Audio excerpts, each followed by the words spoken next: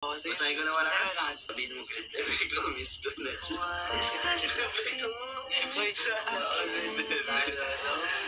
miss ka na daw. Ano sa ganito joman ko? Hello, sir. Is it to? Is it bebe?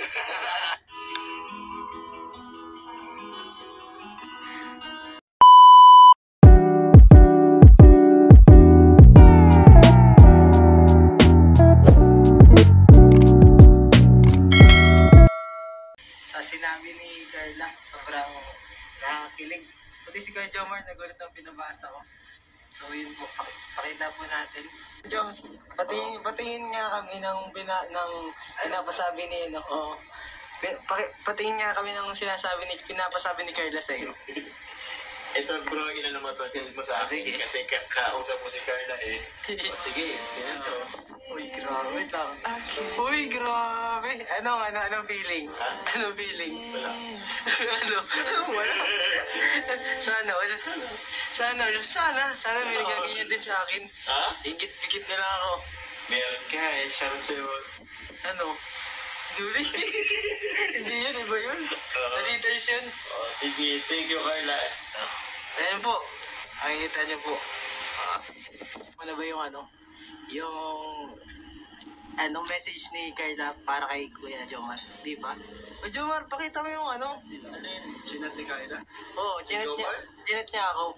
Tapos pinapasabi kay Si Jomar. Kuya Jomar. Ano ba ang sabi? Ha? Pakita mo. Yung sinend mo sa akin, lo? Oo. Oo na. Balik ko basahin na malakas? Oo, sige. Basahin ko na malakas? Sorry po, wala akong pampalipad. Sabihin mo kay Tebe ko, miss ko na. Sabi ko, miss ka na daw. Ano sa ganito joman ko? Hello, sir. Is it to? Kasi bebe.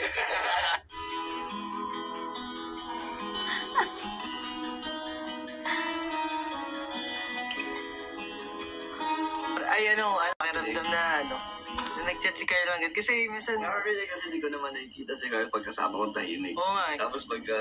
nakakabigla. Nakakabigla na may ganong side pala siya, no? May sweet side, no? Clingy pala siya, no? Si Carla.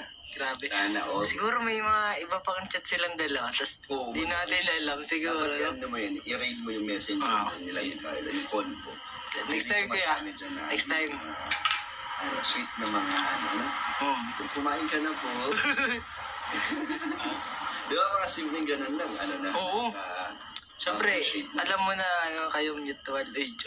Mutual na kayo ng nararamdaman. Thank you kuya.